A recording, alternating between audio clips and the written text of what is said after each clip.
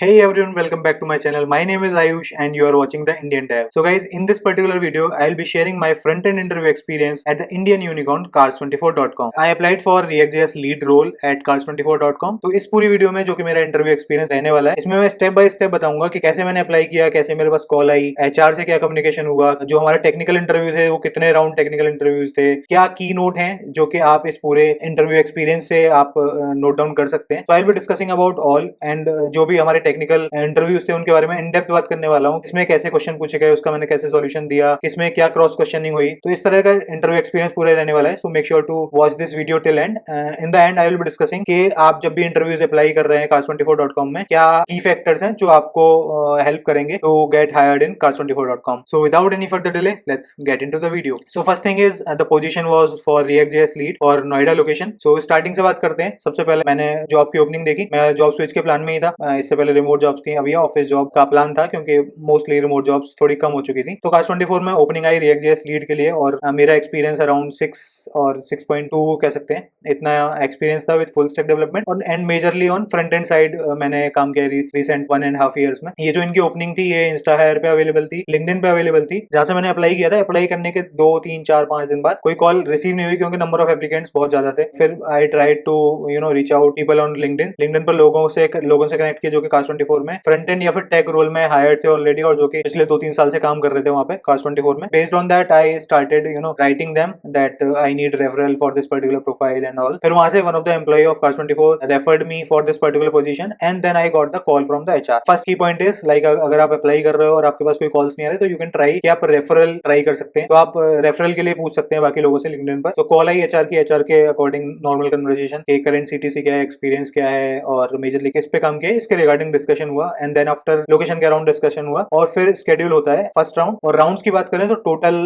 As per the communication from the HR total 3 round होने थे और तीनों टेक्निकल राउंड मेजरली थे क्योंकि पैकेज की क्लैरिटी स्टार्टिंग में दे चुका था मैं. तो यहाँ पर मेजरली 3 राउंड थे. The very first round was on JS plus React.js जिसमें जेएस के बारे में पूछा गया, जेएस के बेसिक्स, कुछ कॉम्प्लेक्स टॉपिक्स और एक React.js का kind of you can say React.js का मशीन कोडिंग राउंड था जिसमें एक छोटा सा टास्क दिया था React.js का जो कि React Redux और API कॉल्स को कैरी करता था. Round 2 was majorly on JavaScript and the performance optimisation of the React application. Third round था वो मेजरली मेरा फेस टू फेस राउंड था because the position was of React.js lead. तो यहाँ पे लीडरशिप के बारे में, कोड रिव्यू के बारे में, जब भी आप एक्सपीरियंस होते हैं तो आपका मैटर करता है कि आपने अपने पास में कैसी सिचुएशंस हैंडल करी है, कैसे प्रोजेक्ट्स पे काम किया है. अगर आप फ्रंट एंड में है तो फ्रंट एंड में किस तरह के आपने चेंजेस किए हैं. तो लीड रोल पे मोस्टली ऐसी चीजों के बारे में डिस्कशन होता है. तो third round was mostly about that आपका क्या कॉन्फिडेंस है, आप टीम को लीड कर पाएंगे नहीं कर पाएंगे. तो that kind of discussion was there in round 3. अब बात करते हैं इनके क्वेश्चंस के बारे में. सो टॉकिंग अबाउट राउंड 1 के, राउंड 1 में कैसे क्वेश्चन पूछे गए, कैसे स्टार्ट हुआ, जावास्क्रिप्ट के क्या क्वेश्चन है, रिएक्ट का क्या असाइनमेंट. तो फर्स्टली लाइक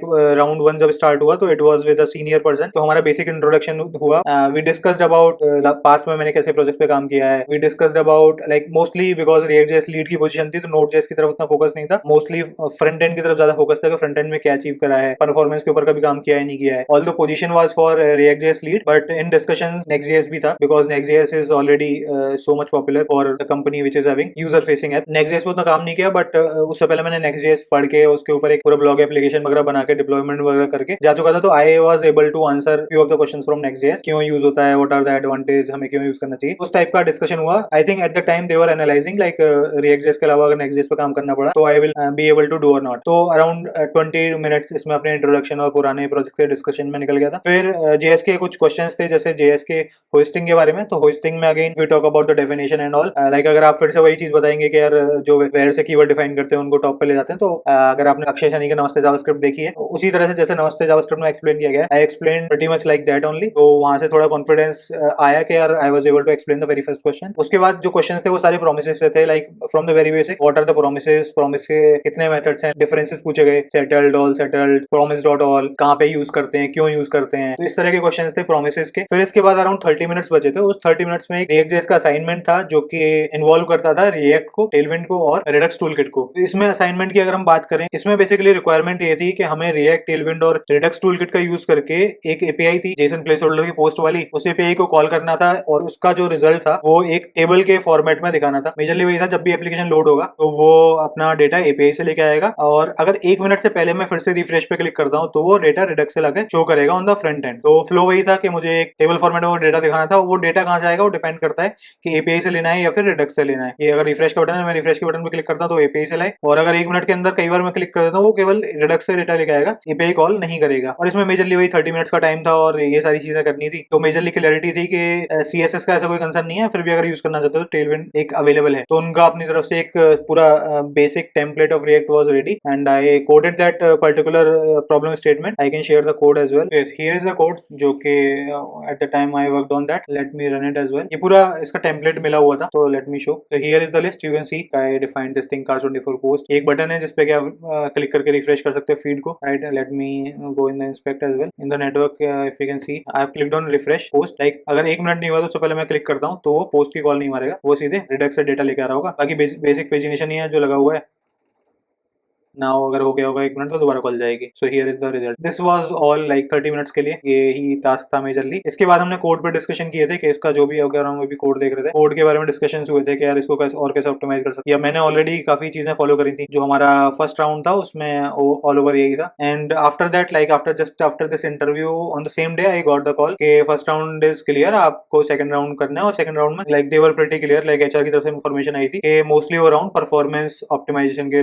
रिगार्डिंग रहने वाला है। तो परफॉर्मेंस ऑप्टिमाइजेशन पे मैंने मेजरली इतना काम नहीं किया था, बिकॉज इससे पहले I was working for React.js only. तो React.js में what I was doing is like use memo, use callback, image optimisation, SVG image use करें या कंप्रेस्ड इमेज यूज करें, इस तरह की चीजें हम कर रहे थे। But as Next.js was mention in the first interview, तो मैंने Next.js के बारे में थोड़ा सा पढ़ा और बाकी परफॉर्मेंस से रिलेटेड सारी चीजें पढ़ी कि हमको हमारे क्या क्या स्टेप्स हैं। स्टार्ट करते हैं JS और परफॉर्मेंस से रिलेटेड क्वेश्चंस के बारे में। इंटरव्यू का जो राउंड शुरू होता है, अगेन सेम चीज, इंट्रोडक्शन हुआ। He was the senior person जिसने इंटरव्यू लिया था and he was working as a front end lead for some different business unit. हमारे स्टार्टिंग हुई JS से लेके, राइट। JS के रिगार्डिंग JS पे कुछ क्वेश्चंस हुए थे, वो क्वेश्चंस की मैं लिस्ट में एक बार यहाँ मेंशन कर देता हूँ, राइट। तो मेजरली इन राउंड 2 मेरे पास जो क्वेश्चंस आए थे वो स्टार्टिंग हुई थी हमारी JS के आउटपुट क्वेश्चन से। I posted the reel over the same. So this was the output question जो कि पूछा गया था। If you guys are active on Instagram, you can simply follow me over Instagram for more front end related stuff. तो इसमें question वही था, यहाँ पे सेट टाइम आउट के बाद क्या प्रिंट होगा। ये फॉर लूप करके कंडीशन दे रखी थी, क्योंकि यहाँ पे वेयर चल रहा है 1 to 5 टाइम, तो इसकी वैल्यू इनिशियली लोगों को लगता है कि लूप चल रहा है जो कि 1 से लेके 5 तक चलेगा, तो वैल्यू उसकी 1 2 3 4 5 प्रिंट होगी over the interval of 1 second 2 second 3 second. तो इसकी तरह एक्सपेक्टेशन होती है। But the catch here is, यहाँ पे वेयर कीवर्ड से इनिशियलाइज है और जब से हमारा ये प्रिंट होना स्टार्ट होता है उस टाइम उसकी वैल्यू 6 हो चुकी होती है बाई i++।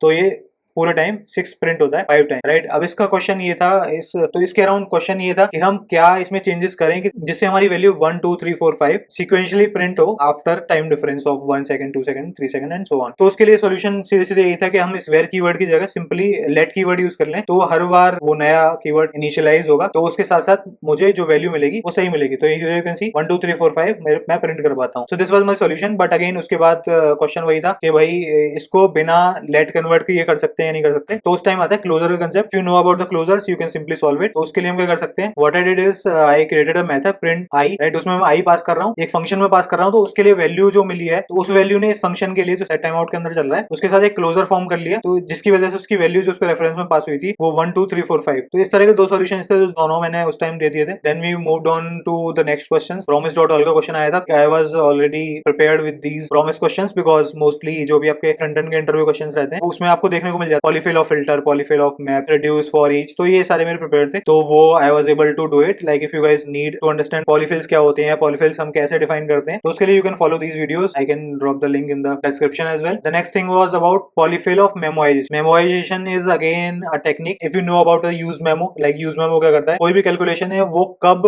हमें कैलकुलेट करना है, कब हमें कैलकुलेट नहीं करना है, तो उस तरह की चीजों को हम बोलते हैं मेमोइजेशन। तो ये क्वेश्चन सीधे सीधे पूछा गया था, हमें मेमोइज करके एक फंक्शन इंप्लीमेंट करना है जिसमें कि अगर मेरे पास एक मेथड है सम, एक बार अगर 1 और 2 का मैं सम कर लिया, दूसरी टाइम पे वो कैलकुलेशन नहीं होनी चाहिए 1 और 2 के लिए, लाइक 3 और 4 के लिए हो सकती है, 4 और 5 के लिए हो सकती है, लेकिन 1+2 हर बार वो कैलकुलेट नहीं करेगा, वो कैशे से लाके मुझे देना चाहिए, मेमोइज्ड वैल्यू मुझे हमेशा मिलनी चाहिए। So this is the method board sandbox पे किया था। I am easily able to find out like क्या मैंने सॉल्यूशन दिया था, क्या क्वेश्चन था। तो उसका रिक्वायरमेंट सीधे सीधे यही थी कि मेरा एक एड सम मेथड है a+b+c करता है, तो अगर मैं 1 2 3 एक बार मैंने पास कर दिया तो उस टाइम तो कैलकुलेशन होनी चाहिए, बट नेक्स्ट टाइम जब मैं 1 2 3 पास कर रहा हूँ तो उस टाइम पे कैलकुलेशन ना होके मेरे को मेमोइज बेस्ट वैल्यू मिलनी चाहिए। तो उसके लिए what I did is I created this method memoize, जो कि एक हायर ऑर्डर फंक्शन था, जिसके अंदर मैंने एडसम को पास किया, जो कि हमारा फंक्शन है। यहाँ से एक रिटर्न किया फंक्शन जो कि मेरी मेमोइज का कोड को हैंडल करेगा। तो मैंने इसमें क्या किया, मेरे पास फंक्शन है जिसमें कि मुझे आर्ग्यूमेंट्स मिल रहे हैं 1 2 3 को स्ट्रिंग में कन्वर्ट कर लिया, और वो हो गई मेरी कैशे की की। लाइक अगर 1 2 3 फिर से आएगा तो मेरी सेम की मैच कर जाएगी, तो मैं उसको डेटा कैशे से रिटर्न कर दूंगा। Otherwise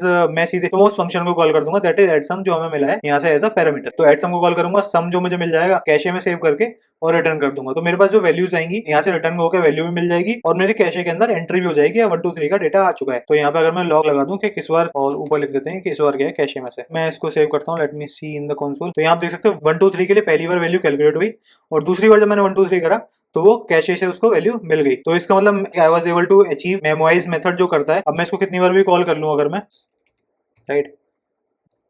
so here you can see like for 1 2 3 केवल एक बार कैलकुलेशन हुई है, उसके बाद हर बार जो रेस्पॉन्स हमें मिला है वो कैशे से रेस्पॉन्स मिला है। When I was able to achieve this, उसके बाद क्वेश्चन ये आया कि 1 2 3 और 1 3 2 इनका सम तो हमेशा सेम ही आएगा।